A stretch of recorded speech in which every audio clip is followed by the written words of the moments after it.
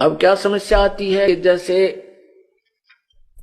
हमारी बेटियां हैं तो जिन्होंने उपदेश ले रखा है, वो कहीं ऐसे परिवार में उनका विवाह होता है कि वो उपदेशी नहीं है, तो वो कहते हैं कि हमने पूर्व बुजुर्गों के पैर छूने पड़ते हैं, नहीं तो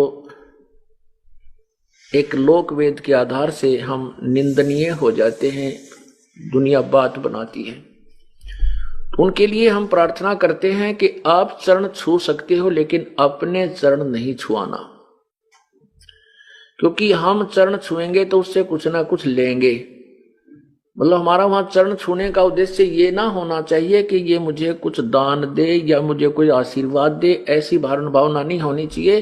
केवल एक रिवाज है तो हम उनके चरण छुए भी, दुख दर्द हो जावे बूढ़े बुजुर्ग जवान के पैर दबावा भी, कमर भी दबावें, सिर भी दबावें, मालिश करें, नवावें, ऐसी कोई वो दोष नहीं है। भक्तिहीनता या नाम नहीं खंड होता।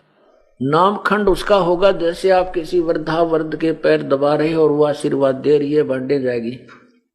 आपको पता है ये खाली टूटी है, इसमें कुछ नहीं है, या वो बांडा है, इसके पल्ले कुछ नहीं है। वो कहती रहेगी अपने काना पे कटाड़े और स्वयं अपने पैरों को नहीं छुआवे, चाहे फिर वो क्योंकि बड़े भी हो गए।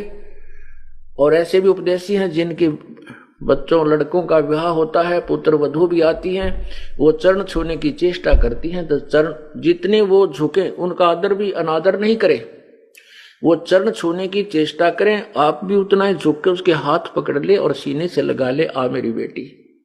बस सबसे प्यार अच्छा और ये बेस्ट मेथड है। तो इस प्रकार अपने चरण नहीं छुआने हैं और किसी दूसरे का जैसे बुजुर्ग का सत्कार करने में पाप नहीं, ना कोई नाम खंड नहीं होता।